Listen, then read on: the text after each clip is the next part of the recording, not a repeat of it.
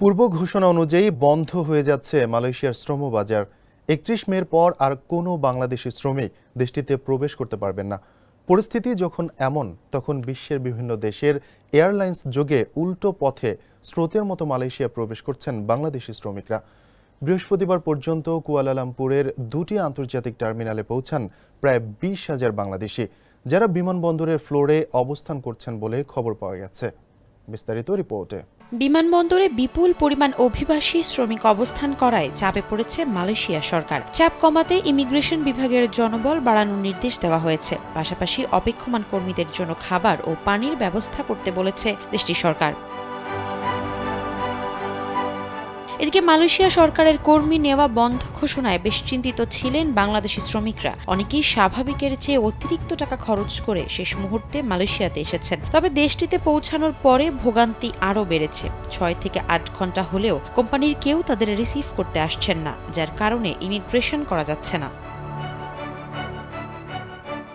মালয়েশিয়ার অধিকার কর্মীরা বলছেন, কুয়ালালামপুর আন্তর্জাতিক বিমানবন্দর বর্তমানে সম্পূর্ণরূপে কম দক্ষ ও অত্যন্ত ঝুঁকিপূর্ণ অভিবাসী শ্রমিকে উপচে পড়েছে। দুবাই, কলম্বো, হংকং ও ব্যাংককের মতো বিশ্বের দূর দূরান্তের ট্রানজিট গন্তব্য সহ সব ধরনের বৈধ চ্যানেলে শেষ মুহূর্তে মালয়েশিয়ায় আসছেন এসব কর্মী। আগামী ৩১ মে সরকার অভিবাসন ব্যবস্থাপনা প্রবেশের সময়সীমা বেঁধে দেওয়ার আগেই যে কোনো সময়ের চেয়ে বেশি দামে টিকিট কিনতে হয়েছে তাদের।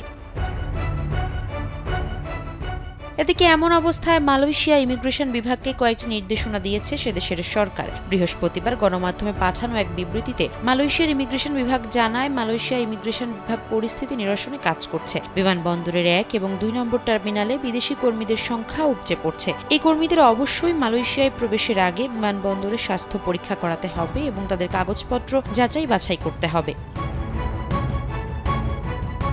ইমিগ্রেশন বিভাগ জানায়, অন্যান্য সময় বিমানবন্দরের ৫০০ থেকে ১,০০০ বিদেশি কর্মী প্রবেশ করে। গত ২২ মে এই সংখ্যা গিয়ে দাঁড়িয়েছে ২,৫০০-তে, আর ২৭ মে এই সংখ্যা দাঁড়িয়েছিল একদিনে ৪ থেকে ৪,৫০০। এমন পরিস্থিতিতে ইমিগ্রেশন বিভাগ বেশ কিছু পদক্ষেপ নিয়েছে বলে জানানো হয়েছে। এসব কর্মীদের যাচাই বাছাই এবং স্বাস্থ্য পরীক্ষার জন্য কাউন্টার বাড়ানোর নির্দেশ দেওয়া হয়েছে। এছাড়া ইমিগ্রেশনের কাজ সম্পন্ন করার জন্য আরও ইমিগ্রেশন অফিসার নিয়োগ দেওয়া হয়েছে এবং এসব কর্মীদের জন্য খাবার ও পানির ব্যবস্থা করা হবে।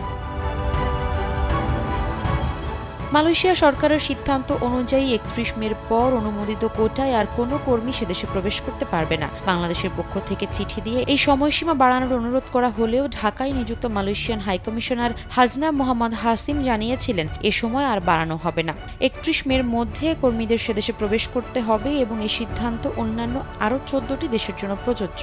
এ বিষয়ে একটি প্রতিবেদন প্রকাশ করেছে online news portal Bangla Tribune. Sara Naz, কালবেলা।